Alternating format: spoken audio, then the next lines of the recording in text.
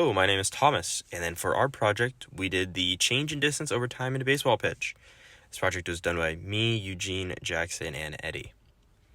For our procedure, we measured out 60 feet to start, which is the regulation size from a baseball mound to plate. Second, we set up 2 camera angles so that we could better see the yards as the ball passed them. Third, we had Eddie throw the ball and then try to land it on 60 feet. Fourth, after watching this video frame by frame, we were able to set up a yard to second ratio. And then with this ratio, we were able to derive both the acceleration and the velocity of the pitch. And then lastly, we were able to set up a distance versus time ratio, which we used to create the graph, which helps show us distance over time as well as velocity and acceleration. Here we have a quick video reference.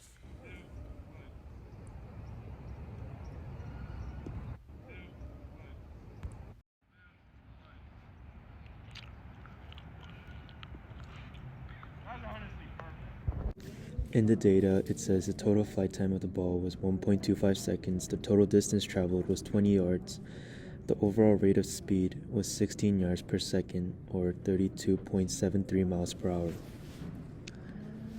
The resistive force is terminal velocity.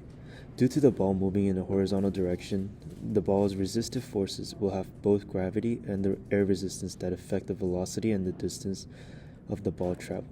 So basically, since the ball is moving at a horizontal direction, the gravity and the air resistance have to be equal to each other in order for them to move in a horizontal direction. For example, there will be effective with the velocity, with the distance traveled for gravity and air resistance as well. For example, there will be an effect in gravity because the ball will have to fall into ground due to the law of physics. Therefore, there's an effect on the distance traveled due to gravity. Another force that affects the distance traveled is air resistance. The ball, since it is moving through a specific space, the air is going to create some kind of resistance that will deter the ball from moving farther. Okay, as you can see, this is the equation for position of horizontal moving ball, and the horizontal distance can be found out in x vxit, and the velocity is v, the t is time, and a is actually acceleration, which shows the vertical distance.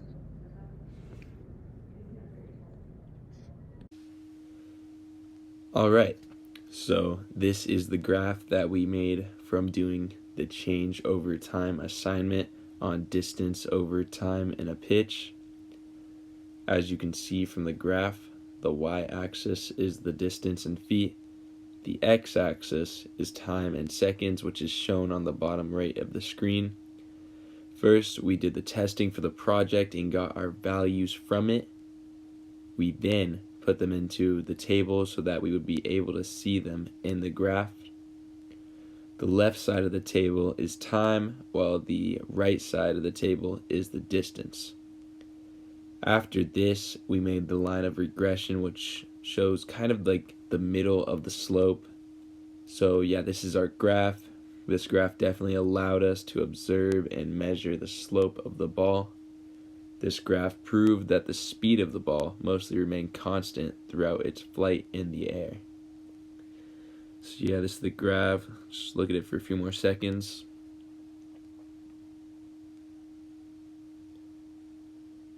Alright, so now we have the graph explanation. So next we have the graph explanation and our reasoning for why we believe the graph came out the way it did.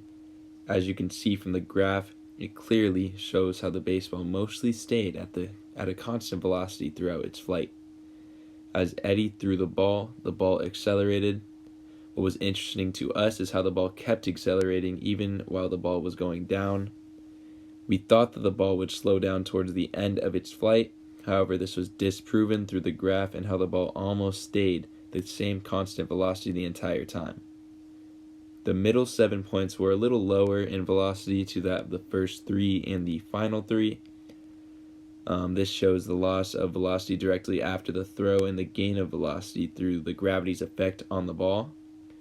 The graph definitely allowed us to see more data and statistics of how the ball's flight was affected while testing. All right, thank you. This is the graph. So, by performing this experiment, we were able to calculate the rate of change which happens when somebody throws a ball at a certain distance. So, as stated earlier, when the ball was thrown, it started to accelerate like any other ball would. But what surprised us in the experiment was the fact that when the ball started to drop, it actually did not lose its acceleration and actually increased, which was against our hypothesis, so that disproved us. But our velocity on the ball stayed the same throughout the entire throw, which was very surprising at the same time. So something that we took away from this experiment is that there's many factors that come into play when you throw a ball, such as the force that the ball is being thrown, the distance that it's being thrown to, the height it's being thrown at, and yeah, thank you for listening to our project.